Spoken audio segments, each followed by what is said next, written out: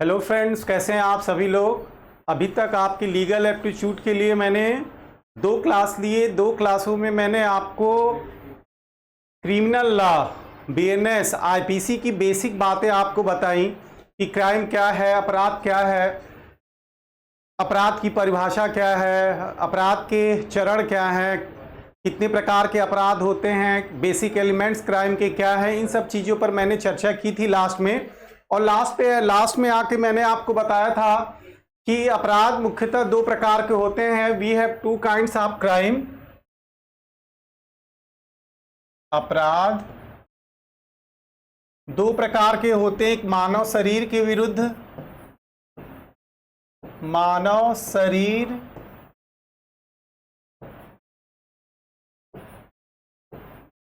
के विरुद्ध crime against body, और दूसरा मैंने आपको बताया था मानव संपत्ति के विरुद्ध, मानव संपत्ति के विरुद्ध क्राइम अगेंस्ट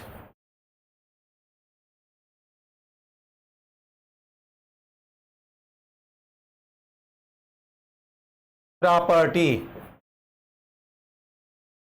हमने आपको बताया था क्राइम अगेंस्ट ह्यूमन बॉडी वे अपराध होते हैं जिनमें मानव के शरीर को क्षति होती है। तो मानव के शरीर को कैसे कैसे क्षति होती है? अगर आप किसी की हत्या करते हैं, किसी की चोट पहुंचाते हैं, किसी को उठा के जबरदस्ती ले जाते हैं, अर्थात उसका अपहरण करते हैं, व्यापारण करते हैं, किसी का बलात्कार करते हैं, तो उसके शरीर को ही क्षति होती है। अर्थात मानव शरीर के विरुद्ध जो भी क्षति होती है वो कौन से अपराध होते हैं? मानव शरीर के विरुद्ध अपराध होते हैं। तो मानव शरीर के विरुद्ध कौन कौन से अपराध होते हैं हमने आपको लास्ट क्लास में बताया था।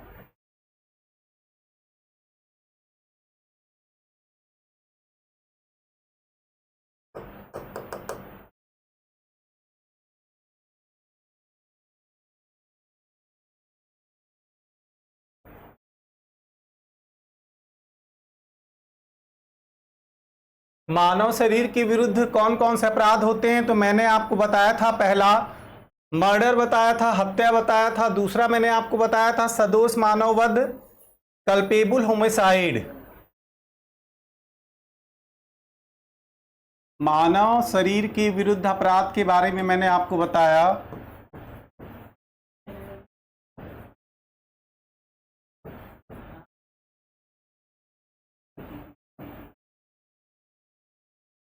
कौन कौन से क्राइम बताया मैंने? मर्डर बताया आपको।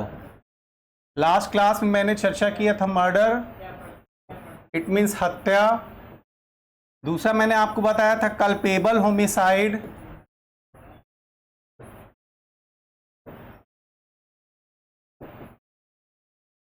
सदोष मानव वध।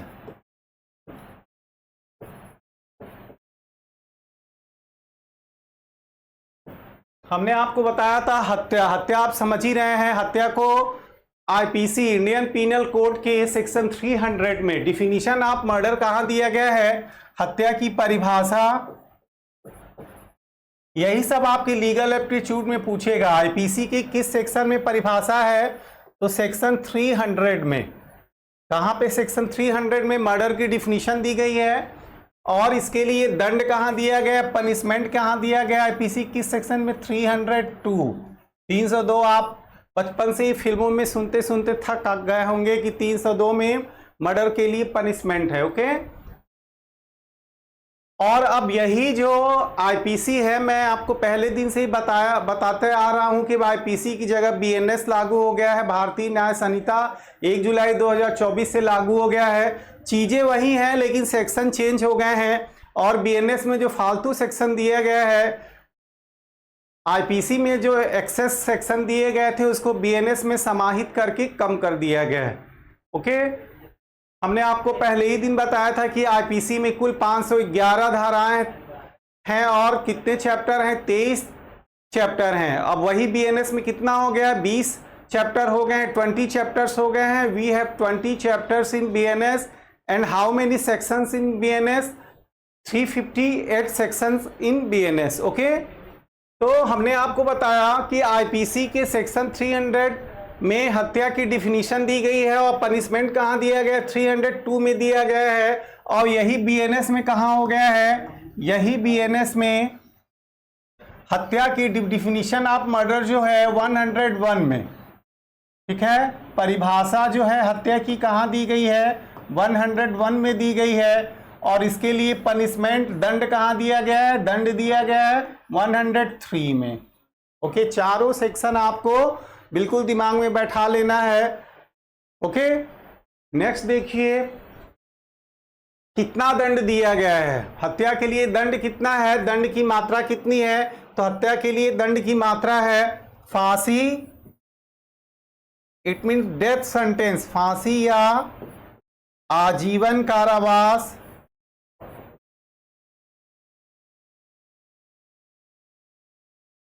एवं जुर्माना।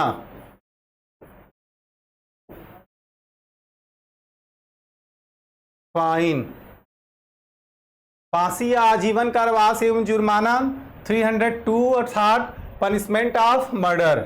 लेकिन 103 में जो बीएनएस में पनिशमेंट दिया गया है इसमें दो प्रकार का कर दिया गया है। पहला तो फांसी या आजीवन कारावास एवं जुर्माना। ओके, अब दूसरे प्रकार के दंड 103 में नया बीएनएस में जोड़ दिया गया है। क्या जोड़ा गया है कि अगर 5 या 5 से अधिक व्यक्ति मिलकर, ठीक है, जब 5 या 5 से अधिक व्यक्ति मिलकर मूल वंश, जाति, वर्ग, भाषा, समुदाय या व्यक्तिगत विश्वास के आधार पे जाते हैं और किसी की हत्या करते हैं तो उनमें से प्रत्येक उसी दंड से दंडित होगा जिस दंड से मुख्य आरोपी दंडित होगा। 5 या 5 से अधिक व्यक्ति मिलकर गए अगर किसी की हत्या करने के लिए, किस आधार पे गए,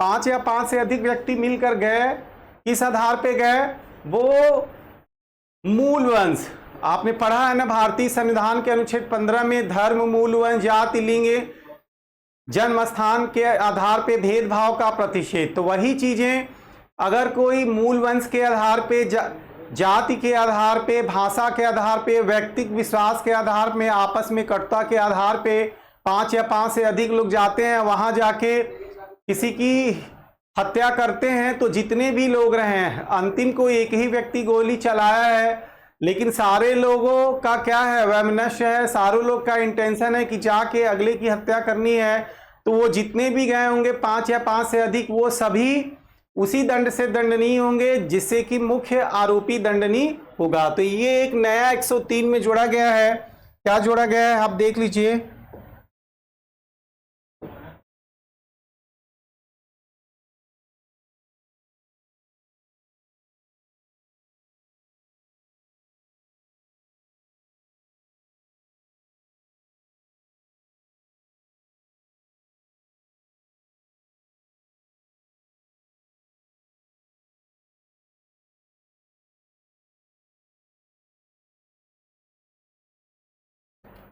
एक 103 में सेक्शन देखिए, नई चीज है, यही आपकी लीगल एप्टीट्यूड में पूछ सकता है। 103 में पहला मैंने बताया आपको फांसी, इट मीन डेथ सेंटेंस, फांसी या आजीवन कारावास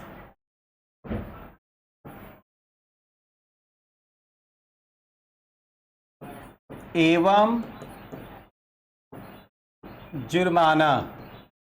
और दूसरे प्रकार का मैंने बताया कि मूल वंश, जाति, भाषा, समुदाय,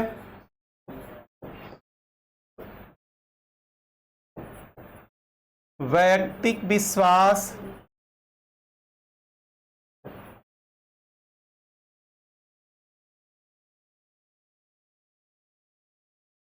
के आधार पर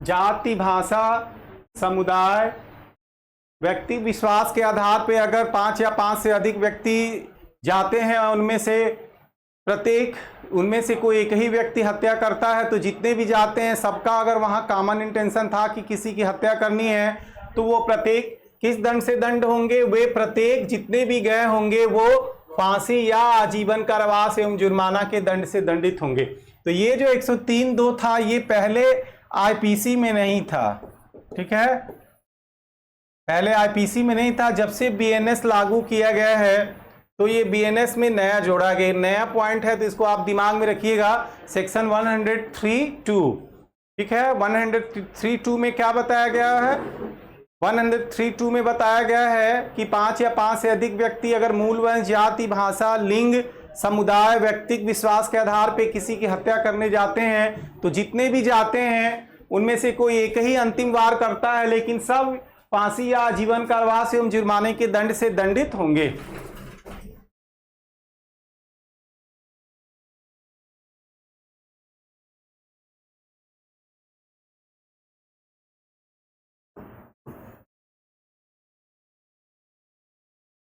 तो हम लोग पढ़ रहे थे मानव शरीर के विरुद्ध अपराध, crime against human body.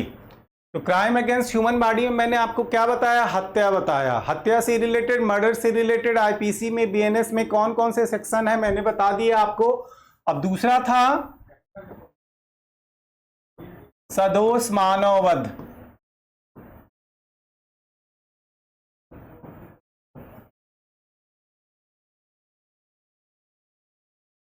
Culpable homicide, इससे रिलेटेड कौन कौन सा सेक्शन है,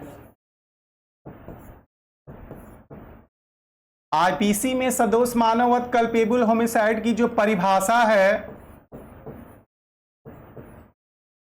ये दिया गया है सेक्शन 299 में।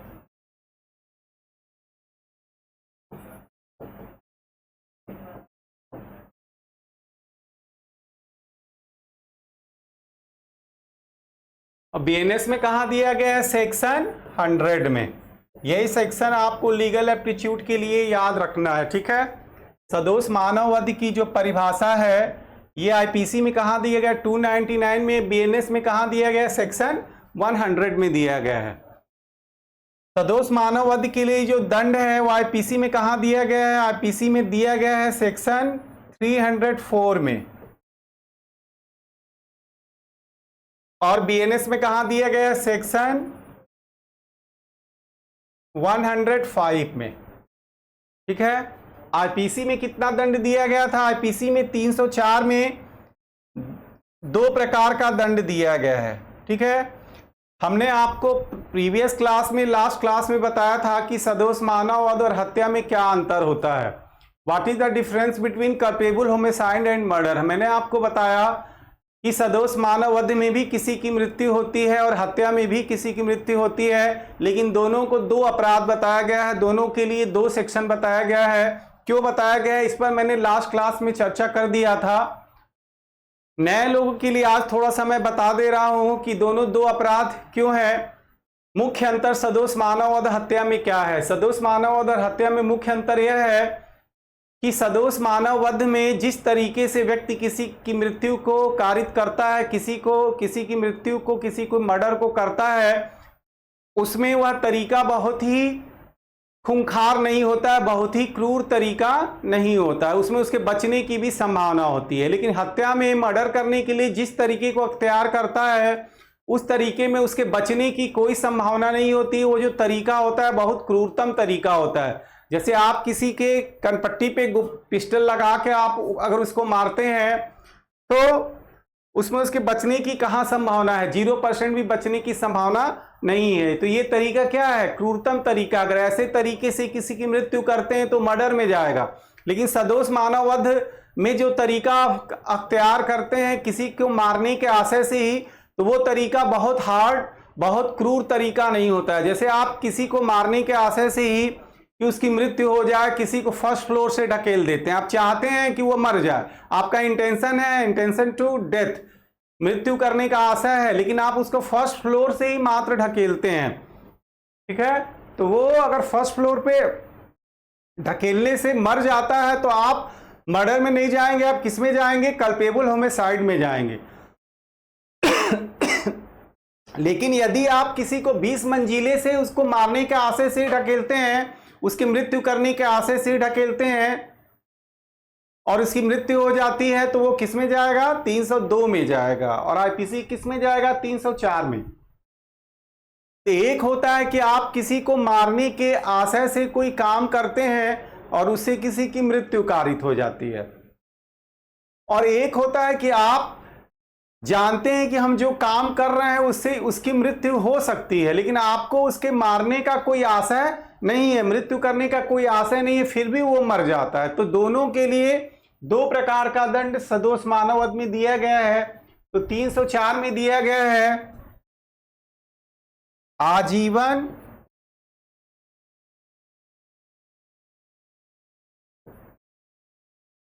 कारावास या 10 वर्ष तक का कारावास एवं जुर्माना। पहले प्रकार में, पहला प्रकार क्या है? मृत्यु करने के आशय से।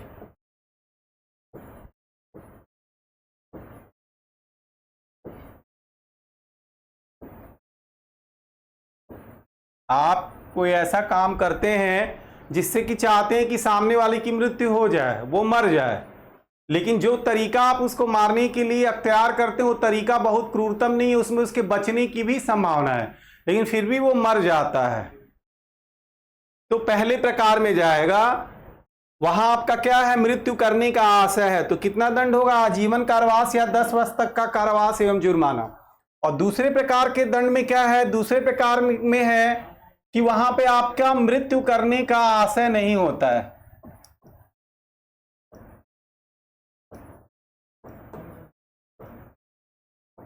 Without intention of death. मैंने आपको प्रीवियस क्लास में ही हत्या और सदोष मानव वध दोनों की परिभाषा बताई थी। क्या परिभाषा मैंने बताया था? सदोष मानव वध की परिभाषा जो 100 में और 299 आईपीसी में दी गई है, क्या दिया गया था? मैंने आपको बताया था कि यदि कोई व्यक्ति किसी अन्य व्यक्ति की मृत्यु करने के आशय से, किसी को मारने के आशय से, दूसरा ऐसी शारीरिक क्षति, उसको ऐसा शारीरिक चोट करता है जिससे कि उस शारीरिक चोट से उसके मरने की संभावना है, और तीसरा मैंने बताया था कि इस ज्ञान से कोई कार्य करता है कि वह जानता है कि उस कार्य से अगले व्यक्ति की मृत्यु होने की संभावना है, ऐसा करके किसी की मृत्यु करता है, तो वह व्यक्ति क्या करता है? सदोष मानव वध करता है। लेकिन सदोष मानव वध के लिए मैंने सबसे इंपॉर्टेंट बात आपको क्या बताई? सदोष मानव वध के लिए मैंने आपको सबसे इंपॉर्टेंट बात बताई कि मृत्यु करने के ही आशय से या किसी व्यक्ति को शारीरिक क्षति करने के आशय से या ऐसा कोई आप काम करते हैं जिससे कि आप जानते हैं कि अगले की मृत्यु हो सकती है, इन तीनों तरीकों में आप जो तरीका मारने के लिए तैयार करते हैं वो तरीका बहुत क्रूरतम नहीं होता है, वो तरीका ऐसा होता है कि उसमें उसके बचने की भी संभावना होती है, तो इसे सदोष मानव वध कहते हैं। ठीक है, जैसे कि एज ए एग्जाम्पल मान लीजिए ये रोड है, इस रोड पे कोई व्यक्ति क्या करता है? गड्ढा खन देता है। ये एक व्यक्ति हैं, ए बी की मृत्यु करने के आशय से रास्ते में गड्ढा खन देते हैं, एक सुदृढ़ रास्ते में गड्ढा खन देते हैं, ऊपर से यहाँ पे प्लांट वगैरह पत्ती वगैरह से इसको ढक देते हैं। ए चाहते हैं कि बी की मृत्यु हो जाए, ए बी की मृत्यु करने के आशय से बी से कहते हैं कि तुम इस रास्ते से जाओ, ये रास्ता बिल्कुल प्लेन है, बिल्कुल अच्छा रास्ता है, इस रास्ते से आप जाइए। लेकिन उनके मन में क्या है? बी को मारने का आशा है। बी ए के कहने से उस रास्ते पे जाते हैं और उस छोटे से गड्ढे में गिर के मर जाते हैं, उनकी डेथ हो जाती है। लेकिन आप ये बताइए, छोटे से गड्ढे में गिरने से किसी के मरने की संभावना क्या 100% होती है? नहीं होती है। बहुत क्रूरतम तरीका ये नहीं है। उस गड्ढे में वो गिरता है, भले मर जाता है, ए के कहने से बी जाता है और ए चाहता भी है कि बी मर जाए, इसलिए बी को दिग्भ्रमित करता है कि रास्ता क्या है, प्लेन है, इस रास्ते से आप जाइए, सुदृढ़ रास्ता है। ए के कहने से बी जाता है, उस रास्ते में गिर जाता है और गिर के उसकी मृत्यु भी हो जाती है।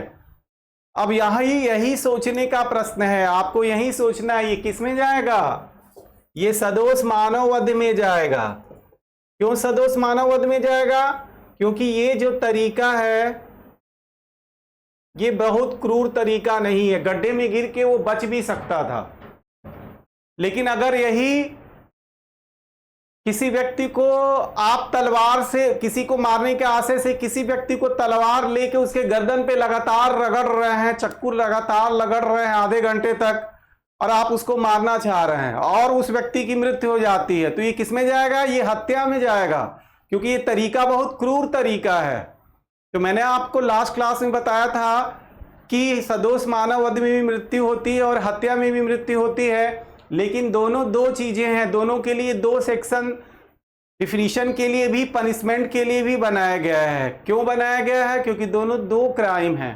ओके, तो हम आपको बता रहे थे कि सदोष मानव वध की परिभाषा आईपीसी की किस सेक्शन में, 299 में, और बीएनएस में किस सेक्शन में दिया गया है? 100 में दिया गया है। ओके, पनिशमेंट कहां दिया गया है? 304 में दो प्रकार का। अगर मृत्यु करने के आशय से सदोष मानव वध करता है तो आजीवन कारावास या 10 वर्ष तक का कारावास एवं जुर्माना। और दूसरा मैंने बताया कि मृत्यु करने का आशय उसका नहीं रहता है, यहां पे कोई ऐसा काम करता है जिससे कि वो जानता है कि जो हम काम कर रहे हैं उस काम से वह व्यक्ति मर सकता है, लेकिन उसमें उसका इंटेंशन नहीं रहता है मारने का, उसको उसके मारने का आशय नहीं होता है।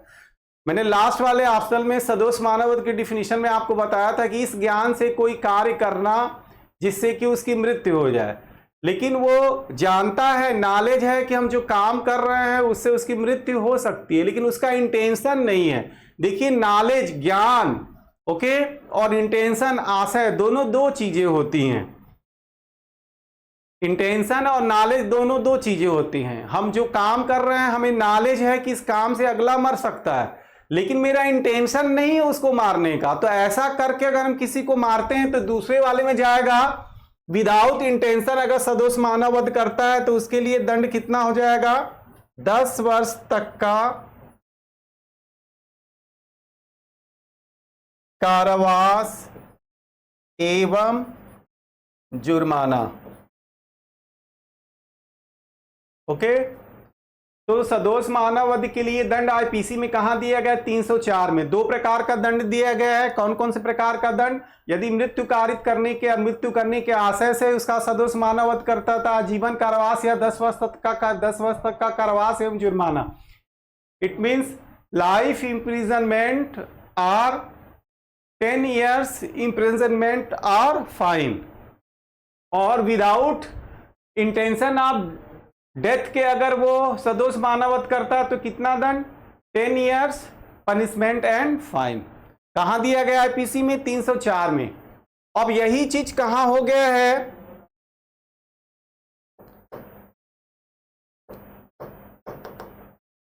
अब यही चीज आईपीसी में कहां चला गया है? यही चीज आईपीसी में चला गया है धारा 105 में, सेक्शन 105 में, punishment of culpable homicide.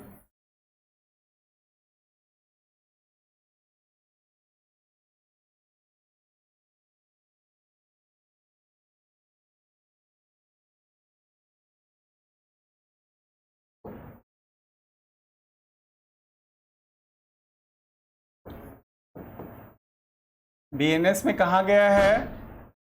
Punishment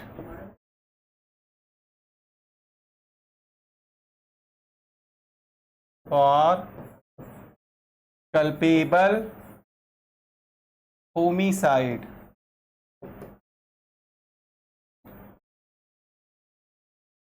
सदोष मानव वध के लिए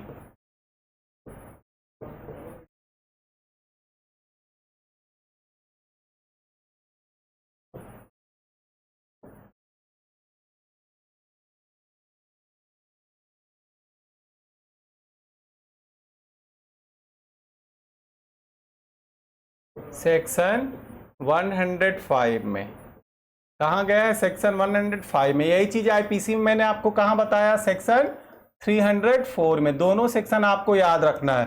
105 में भी उसी तरीके से मृत्यु करने के आशय से अगर सदोष मानव वध करते हैं,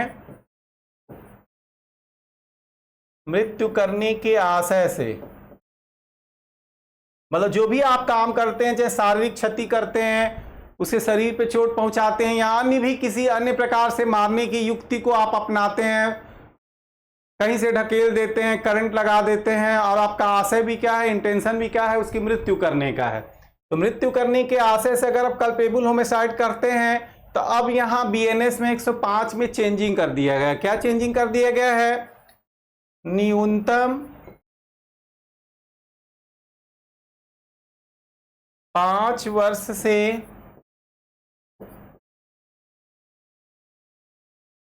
अधिकतम 10 वर्ष का कारावास या आजीवन कारावास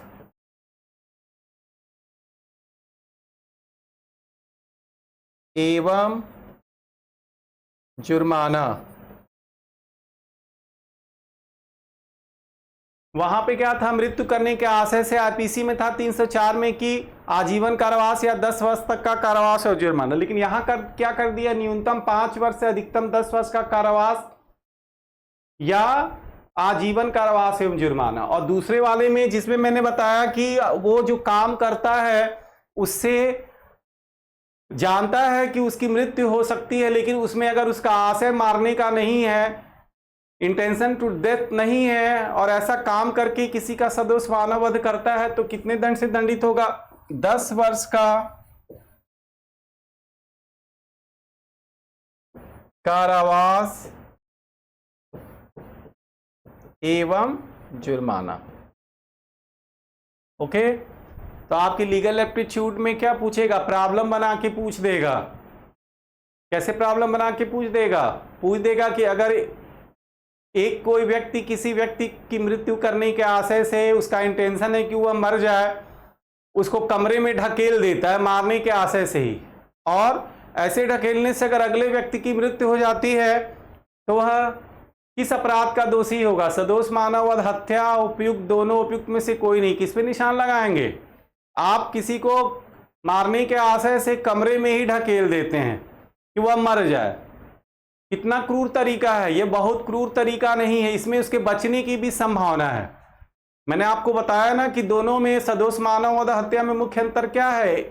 सदोष मानव वध में 100% मरने की संभावना नहीं होती, उसमें बचने की भी संभावना होती है। लेकिन हत्या में जो आप तरीका अख्तियार करते हैं वो क्रूरतम तरीका होता है, और उसमें अगले की बचने की बिल्कुल संभावना नहीं होती है। अगर आप किसी को 25 मंजिले से ढकेल देते हैं तो मर जाता है अगर वो, तो उसमें उसके बचने की कोई संभावना नहीं है, वो हत्या में जाएगा। ओके, तो हमने आपको कौन कौन से सेक्शन बताए? आईपीसी का 300 बताया मैंने आपको, उसके बाद 302 बताया मैंने आपको, फिर बीएनएस का मैंने आपको बताया 101 जिसमें हत्या की परिभाषा दी गई है, और 103 जिसमें हत्या के लिए दंड दिया गया है। फिर मैंने आपको सदोष मानव वध के संबंध में बताया। सदोष मानव वध की परिभाषा आईपीसी में कहां दी गई है? धारा 299 में दी गई है, और यही बीएनएस में कहां हो गया? सेक्शन 100 में हो गया है। आईपीसी में सदोष मानव वध के लिए दंड कहां दिया गया है? आईपीसी में सदोष मानव वध के लिए दंड दिया गया है धारा 304 में, और बीएनएस में ये कहां दे दिया गया है? धारा 105 में। तो इतनी चीजें आप बिल्कुल दिमाग में बना के रखिए। और मैंने आपको बताया भी कि सदोष मानव वध और बीएनएस में मुख्य अंतर क्या है। तो हम लोग पढ़ रहे थे मानव शरीर के विरुद्ध अपराध, क्राइम अगेंस्ट ह्यूमन बॉडी। तो क्राइम अगेंस्ट ह्यूमन बॉडी में मैंने आपको बताया कौन कौन से अपराध होते हैं। तो पहला मैंने आपको बताया कल्पेबल होमिसाइड अर्थात सदोष मानव वध। दूसरा मैंने बताया हत्या, आपको मर्डर।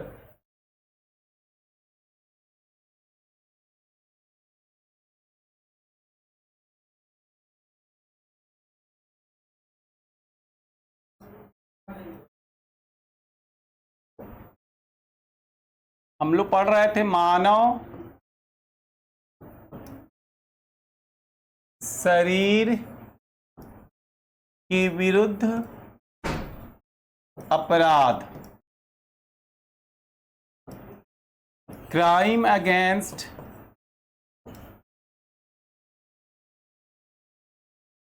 Human body.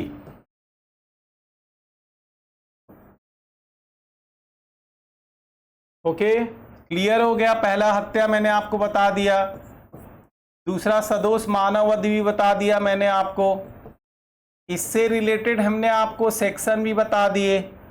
अब आएंगे हम नेक्स्ट क्राइम पे, उपहति। उपहति को क्या बोलते हैं? हर्ट। और दूसरा क्या होता है? घोर उपहति, ग्रीवियस हर्ट।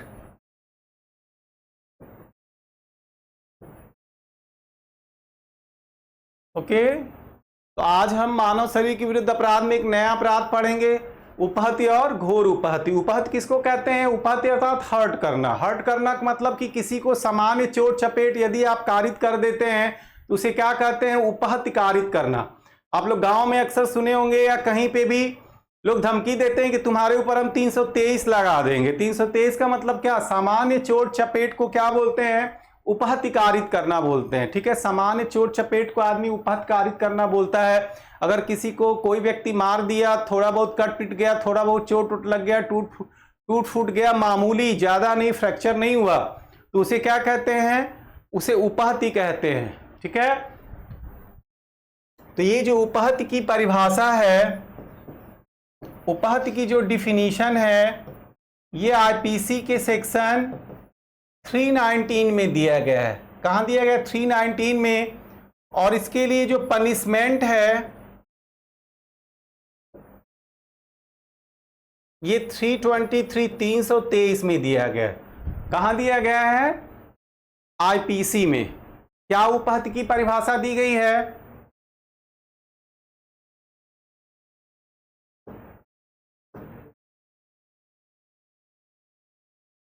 कि जब कोई एक व्यक्ति किसी अन्य व्यक्ति को सामान्य रोग,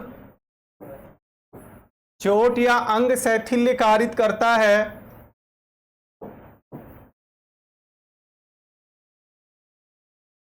तो वह व्यक्ति उपहति कारित करता है। क्या उपहति की परिभाषा दी गई है? कि जब कोई एक व्यक्ति किसी अन्य व्यक्ति को सामान्य चोट, रोग या अंग शैथिल्य कारित करता है तो वह व्यक्ति उपहति करता है। सामान्य चोट, ऐसा चोट करता है कि उसे कोई सामान्य रोग हो जाता है, या अंग शैथिल, अंग शैथिल मतलब उसका शरीर ढीला पड़ जाता है। आप लोग कहते हैं ना कि ऐसा मारेंगे तुम्हारा शरीर ढीला पड़ जाएगा।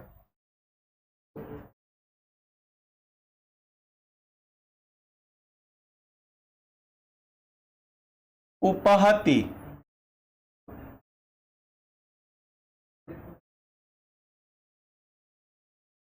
जब कोई एक व्यक्ति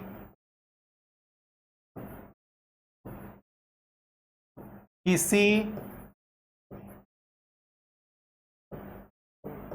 अन्य व्यक्ति को सामान्य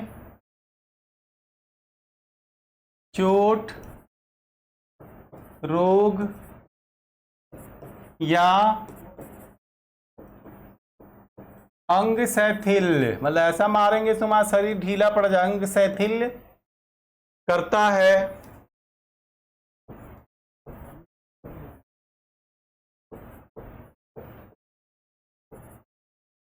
तो वह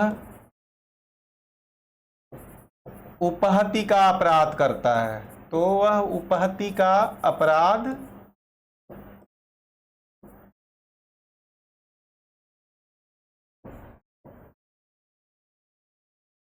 ठीक है। कहां दिया गया? आईपीसी में परिभाषा सेक्शन 319 में। कहां दिया गया? 319 में। ओके, और एक क्या होता है, और इसके दंड कहां दिया गया है? सेक्शन 323 में, 323 में। कितना दंड दिया गया है? 1 वर्ष तक का कारावास या 1000 रुपये तक का जुर्माना या दोनों।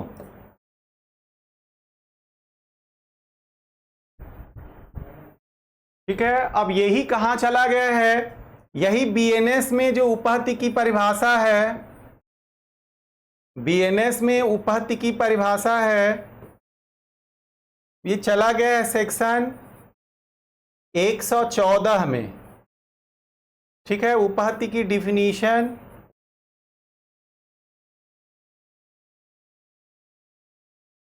114 में दिया गया है, और इसके लिए जो दंड दिया गया है उपहत्य में सेक्शन 115 में दिया गया है। कितना दंड हो गया है? 1 वर्ष तक का कारावास या, अब यहां बढ़ गया, जो यहां 1000 था आईपीसी में, यहां कितना हो गया है? 10,000 रुपये तक का जुर्माना या दोनों। अर्थात अगर आप किसी व्यक्ति को सामान्य चोट कारित करते हैं, थोड़ा बहुत काट पीट देते हैं, मार पीट देते हैं, सामान्य झगड़े में जो आमूनन हो जाया करता है, तो आप कौन सा क्राइम करते हैं? उपहत्य का अपराध करते हैं। ओके, सामान्य मारपीट में जो चोट अगर आ जाता है, थोड़ा बहुत कट पीट जाता है, तो आप कौन सा क्राइम करते हैं? हर्ट। उपहत्य को क्या बोलते हैं? हर्ट बोलते हैं। ओके, अब उपहत्य की परिभाषा आईपीसी किस सेक्शन में दिया गया? 319 में। दंड कहां दिए गए? 323 में। अब यही बीएनएस में कहां हो गया है? यही बीएनएस में धारा 114 में डिफिनीशन हो गई है, 115 में क्या हो गया? दंड हो गया। दंड यहां बढ़ गया, 1 वर्ष तक का कारावास। आईपीसी में जो 1000 रुपये तक का जुर्माना था, अब यहां क्या हो गया है? 10,000 रुपये तक का जुर्माना या दोनों। तो have you clear what is hurt और व्हाट इज उपहत्य? उपहत्य क्या है? उपहत्य मतलब सामान्य चोट चपेट अगर कोई व्यक्ति किसी को कर देता है तो उसे उपहत्य कहते हैं। ओके, दूसरा मैंने आपको बताया घोर उपहत्य।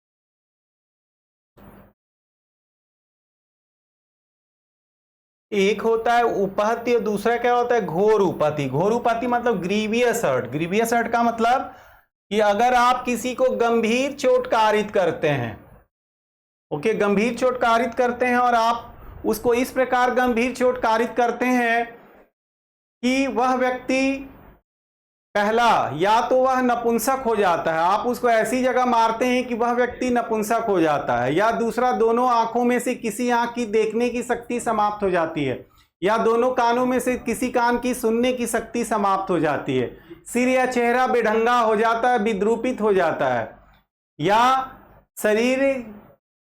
शरीर के अंग का कोई जोड़ या हड्डी टूट जाती है, विसंधान हो जाता है, और उसका दांत या अस्थि टूट जाता है या हड्डी टूट जाता है, या आप किसी व्यक्ति को इस प्रकार मारते हैं कि वह व्यक्ति लगातार 20 दिन तक, ठीक है, आईपीसी के अनुसार लगातार 20 दिन तक, अब यह जो 20 दिन है अब क्या हो गया है? 15 दिन तक। अगर कोई व्यक्ति लगातार 15 दिन तक तीव्र शारीरिक पीड़ा में रहता है तो वह व्यक्ति घोर उपहत्य का अपराध करता है। कौन सा अपराध?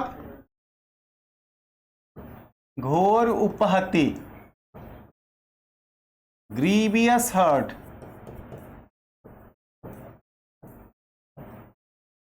ठीक है, ग्रीवियस हर्ट कहां दिया गया है? पीसी में सेक्शन 320 में डिफिनीशन, इट मीन्स परिभाषा, और इसके लिए जो दंड दिया गया है सेक्शन 325 में दिया गया है। कहां दिया गया है? सेक्शन 325 में पनिशमेंट दिया गया है। कितना दंड दिया गया है? पनिशमेंट 7 वर्ष तक का कारावास एवं जुर्माना। अब यही बीएनएस में कहां हो गया है? यही बीएनएस में सेक्शन 116 में घोर उपहत्ति की परिभाषा दे दी गई है।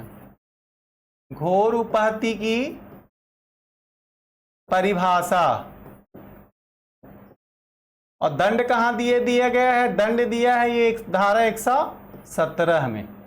तो 4 सेक्शन आपको दिमाग में बिल्कुल लीगल एप्टीट्यूड के लिए आपको बनाए रखना है। कौन कौन सा? आईपीसी का 319, definition of hurt, punishment of hurt 323 और आईपीसी का section 320 definition of grievous hurt और punishment of grievous hurt section 325। कितना पनिशमेंट है? How much punishment? 7 years imprisonment, 7 वर्ष तक का कारावास और जुर्माना। और यही अब बीएनएस में कहां दे दिया गया? धारा 116 में डिफिनीशन ऑफ ग्रीवियस हर्ट और पनिशमेंट धारा 117 में क्या है परिभाषा?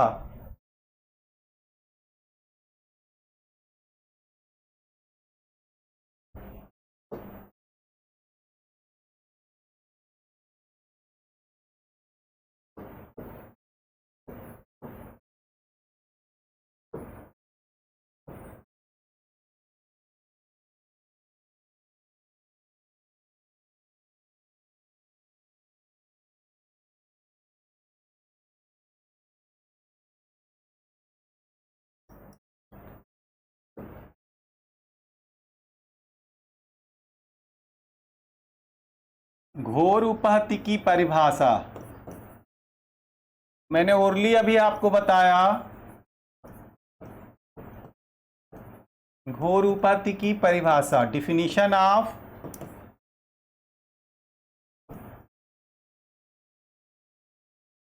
ग्रीवियस हर्ट कहां दिया गया है? सेक्शन 320 आईपीसी ऑब्लिक सेक्शन 116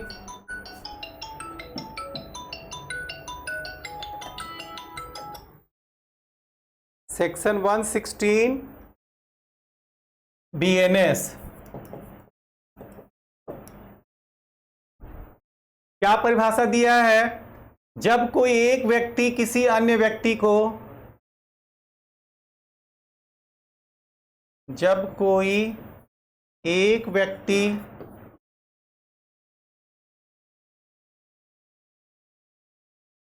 किसी अन्य व्यक्ति को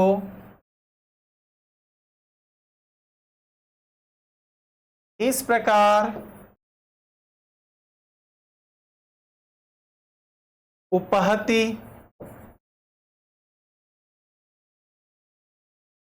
करता है, इस प्रकार उपहत्ति करता है मतलब इस प्रकार चोट कारित करता है। इट मीन्स कि ग्रीवियस हर्ट में उपहत्ति शामिल होता है। जो सामान्य चोट है अगर वही गंभीर चोट में कन्वर्ट हो जाता है तो ग्रीवियस हर्ट हो जाता है। अर्थात हर्ट ही क्या हो जाता है? ग्रीवियस हर्ट हो जाता है। अर्थात जब कोई एक व्यक्ति किसी अन्य व्यक्ति को इस प्रकार चोट कारित करता है कि पहला वह व्यक्ति नपुंसक हो जाता है या दूसरा दोनों आंखों में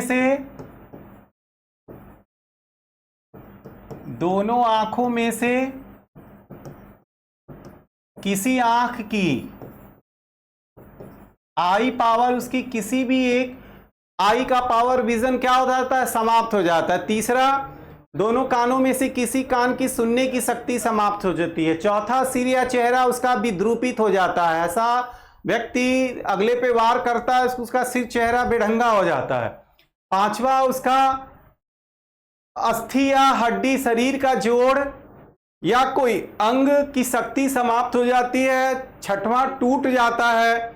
सातवां, अस्थि या दांत टूट जाता है। और आठवां, अगर वह इस प्रकार उसको चोट कारित करता है कि वह व्यक्ति लगातार आईपीसी के अनुसार 20 दिन, अब यह बीएनएस में क्या हो गया 15 दिन तक लगातार अगर तीव्र शारीरिक पीड़ा में रहता है तो वह व्यक्ति क्या करता है, घोर उपहत्या के अपराध का दोषी होता है। अर्थात उपहत्या मतलब सामान्य चोट कारित करना और ग्रीवियस हर्ट मतलब गंभीर चोट कारित करना।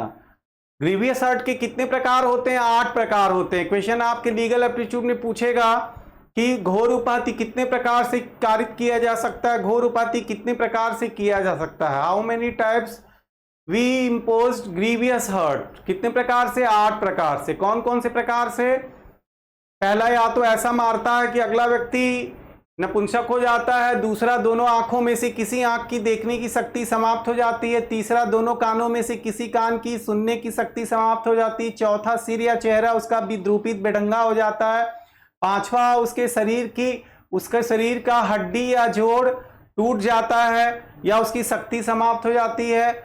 छठवा, उसके शरीर का जोड़ या अस्थि का अंग विसंधान हो जाता है। सातवां, उसका दांत टूट जाता है। और आठवां, अगर इस प्रकार से कोई व्यक्ति किसी को मारता है कि वह व्यक्ति आईपीसी के अनुसार 20 दिन तक और बीएनएस के अनुसार अब 15 दिन तक ये चेंजिंग कर दिया गया, अगर तीव्र शारीरिक पीड़ा में रहता है तो वह व्यक्ति कौन सा अपराध करता है? घोर उपहत्या का अपराध करता है।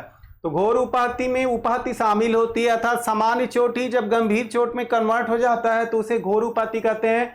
घोर उपहत्या की परिभाषा आईपीसी के 320 में, बीएनएस के कहा 116 में। दंड कहां दिया गया है? पीसी के 325 में दिया गया है दंड। अब यही बीएनएस में कहां हो गया है? 117 में दिया गया है घोर उपहत्या के लिए दंड।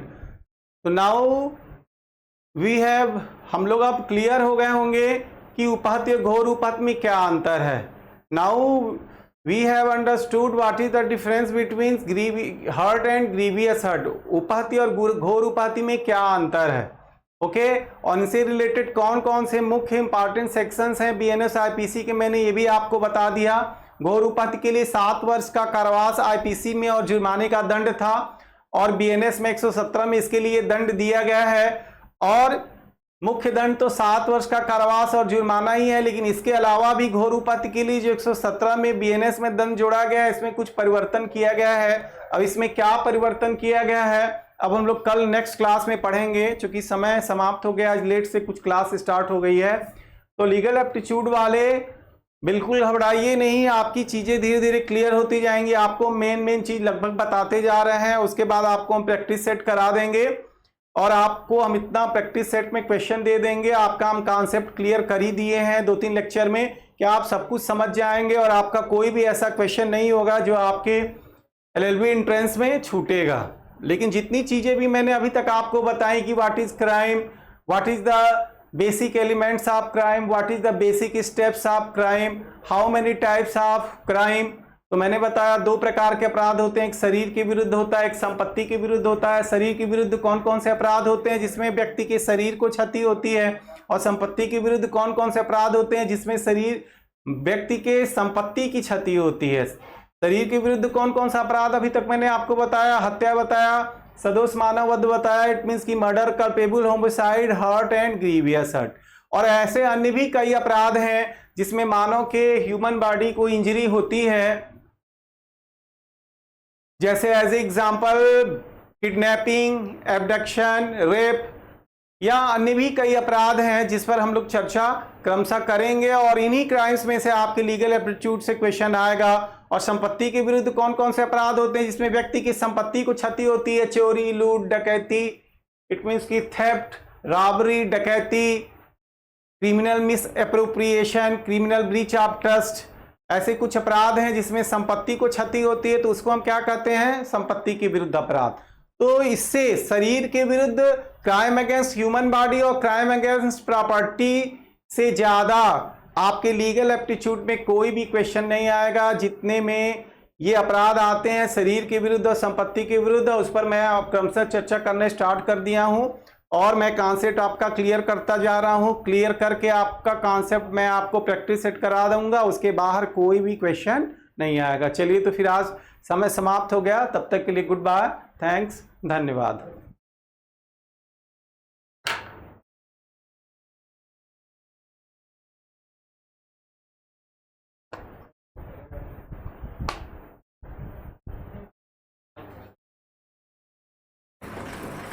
बंद कर दो ये, इनसे जो आँख घबरा रही होंगी, नहीं तो क्लास हम और ले लेते अकेले।